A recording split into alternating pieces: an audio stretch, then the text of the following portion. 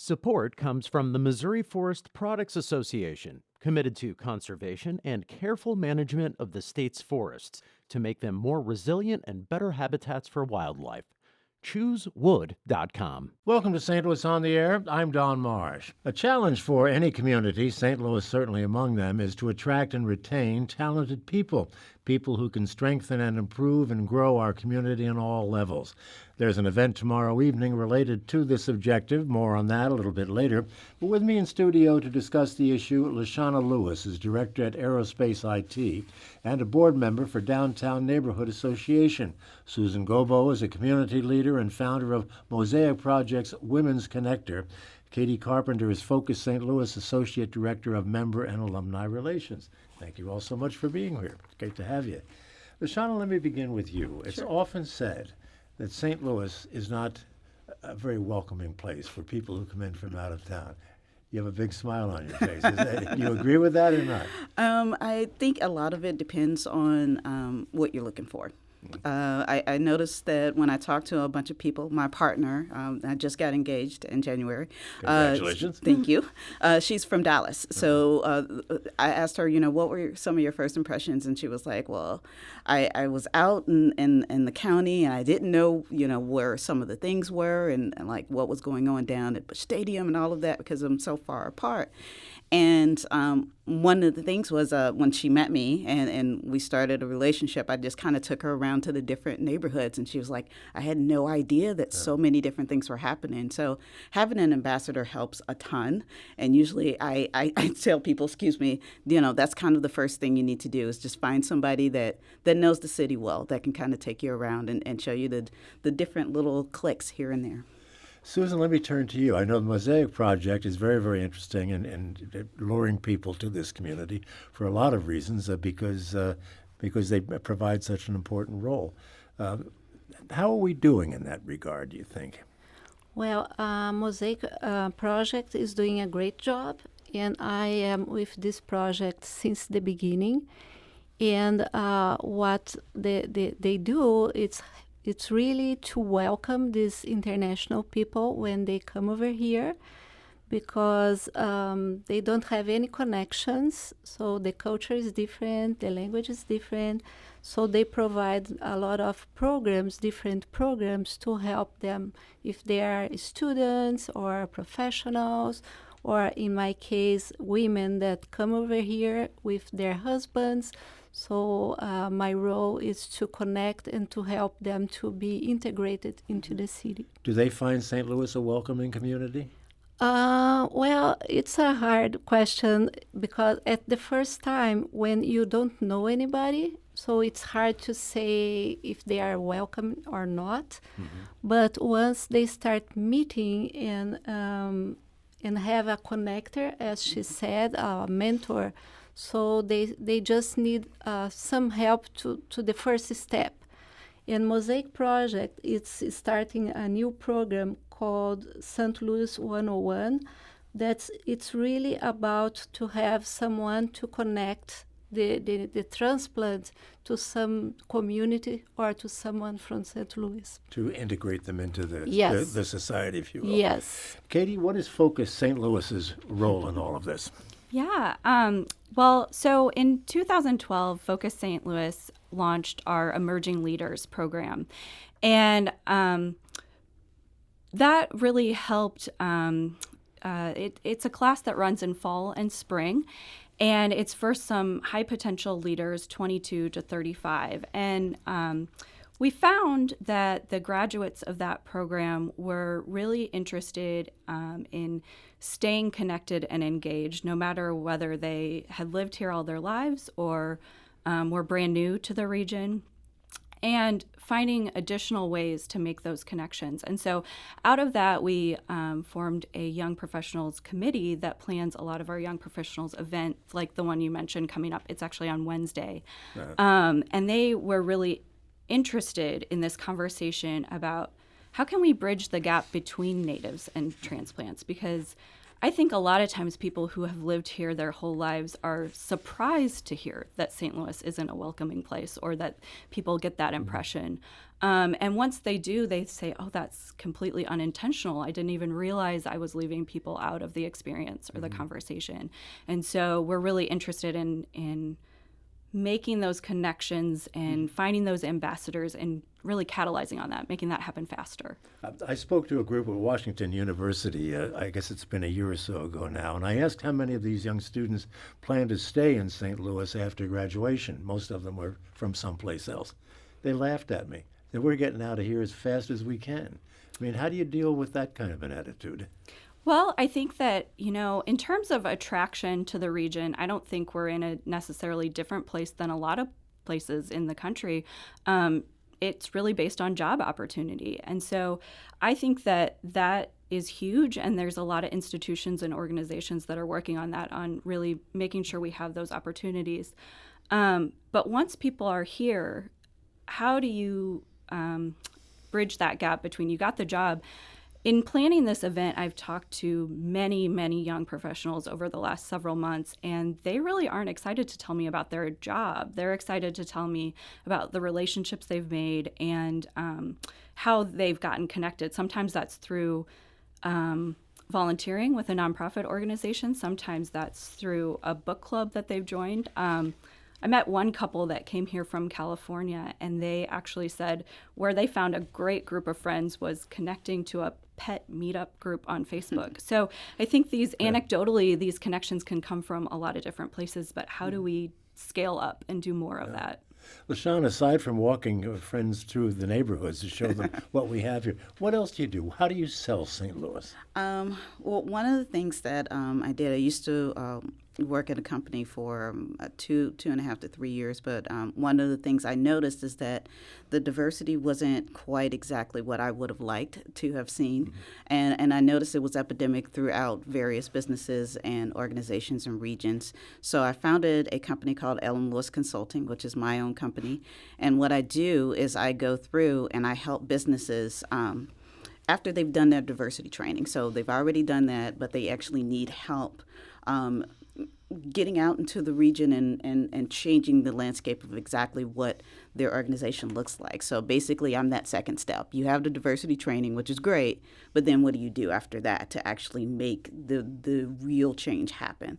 So one of the things I learned while formulating that company is about all of the different organizations and all of the different regions and trying to connect them together. There are so many people who have ideas about the type of exposure they want to a diverse region, and they just don't know how to make those connections. And sometimes it could literally be as easy as walking onto a campus in a different area of the city or, going to an event like at the Missouri History Museum or, I'm a big science buff, so I go to the Science Center a lot, and I tell people, I'm like, there's all sorts of adult nerdy things that you can do there. They have like Science on Tap and Science Uncorked, and it's like beer and wine tastings, but you still learn things. And then through that, they start to meet other people from other regions. So that's kind of also like my background thing is that trying to connect people together. So.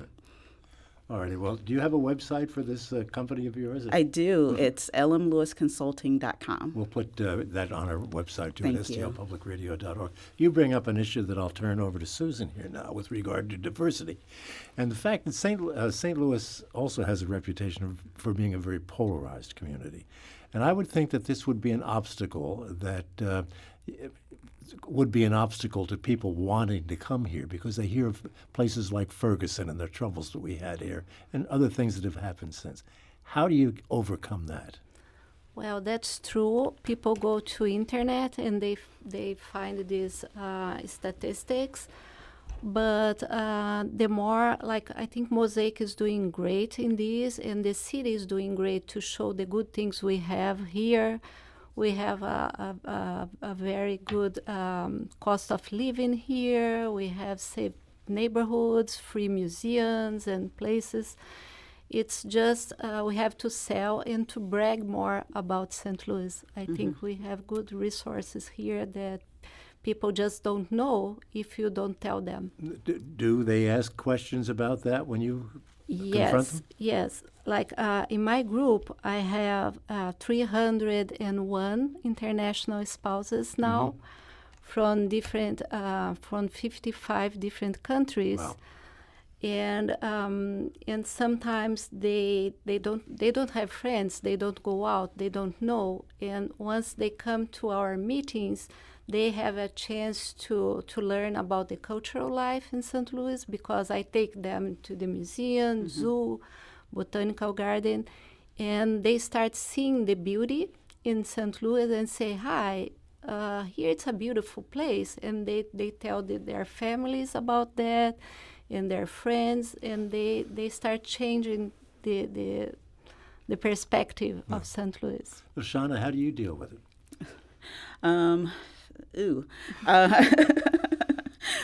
For the most part, I notice with a lot of people hearing things, the first thing they hear, and this is what my partner actually told me, is about the crime statistics. They're like, St. Louis is number one in this and something number one in that. And I'm actually originally from East St. Louis, so right across the river. So I said, it kind of depends on your experience. I have a different experience of crime than most of these people. But I usually tell people, use your common sense. You're not going to be in a dark alley in the middle of the night by yourself. Most people won't. So the things that you're reading and that you're seeing, what are the circumstances surrounding it, and then kind of use a little bit of detective work to figure that out. But otherwise, I tell people a lot of times you're going somewhere, driving to a parking lot and walking into a building. And there are so many variant things happening, especially in the city, especially during the summertime, that it's kind of a safety in numbers thing, which is, I try to get people to kind of feel a lot more comfortable of looking at that. My partner being from Dallas originally, things weren't separated racially like they are here. So one of the things that she noticed here, when people would say things, they would always be, oh, this is in our city where most of the black people live. That's dangerous. And she would be like, no, that's not. I lived in Dallas and black people aren't dangerous. That's not how that works. So she would be kind of that other person to get people to say, let's go here and let's check out this event and go to different places. Go ahead. Yeah, I was just going to chime in and say that what we've really seen is, and with this event, it's really not about teaching transplants what's going on in St. Louis, because a lot of times transplants are our best advocates. Exactly. They are champions for the region, and they are so engaged in what's going on. And some of the issues you mentioned, they're really interested in getting involved and saying, how can we fix this? How can we progress? And so I think we need that momentum and that energy to just be more collaborative on those topics. And then I've talked to many people, and one of my things now is whenever I take like a ride-sharing service, and it's a person that's obviously from a different country based off of their accent, instead of asking them where they're from, which they get that question probably 100 times a day, I say, did you hear about this latest regional thing happening? Better Together came out one time, and I actually had a really in-depth, very, very well thought out perspective from a person who is a first generation here, and it gave me a different view than I would have gotten just being here and being a native St. Louis. And so a lot of people, I found out that once they move here, whether they're from the United States and moved here from a different city, or if they're from a different country, they tend to always get involved and know a lot about what's going on. It's just that no one ever asked them about it. We've got a lot going for us, too. We don't want to make it all sound like it's all negative. I mean, a great entrepreneurial spirit in the city. Yes. We've got Cortex, and, the tech industry is booming here. There's a lot of reasons for people to want to come here and to stay. What about your event, Katie? What precisely are you going to be doing? You've alluded to it, but what specifically can people come away with on Wednesday? Forgive me for making a mistake. No problem. So on Wednesday from 5:30 to 8:30, it's a event that was really completely planned by our Young Professionals Committee. So it's by young professionals for young professionals, and it's bridging the gap between St. Louis natives and St. Louis transplants. We're going to have a panel discussion with these fine ladies here, as well as Brady Griffith from Maryville will be joining us to talk about kind of some different perspectives on attraction and retention in the region. And then we're actually going to have a storytelling workshop facilitated by Second Tuesdays to give people a little bit of time to talk about these things, not so much on the stage, but with each other, dive into some of these issues and hear about people's stories about why they either stayed in St. Louis or why they decided to choose to call it home. And so, yes, tickets are still open for that. What kind of an audience you're looking for? People who are newcomers here, and again, we've only got about 35 seconds. Newcomers or people who are here that need to be educated? We want both. We want people that have lived here their whole lives and people that are new and anyone in between that really fits that young professional category because we think the conversation is going to be a lot more robust if we have all of those groups represented. So. Yeah. All righty. Well, and that's going to be happening on Wednesday. It's going to be happening at Maryville, yes. right? Well, I want to thank you, ladies, for being with us. LaShawna Lewis of Aerospace IT, Katie Carpenter, thank you from Focus St. Louis, and Susan Galbo with Mosaic Project's Women's Connector. Thank you so much.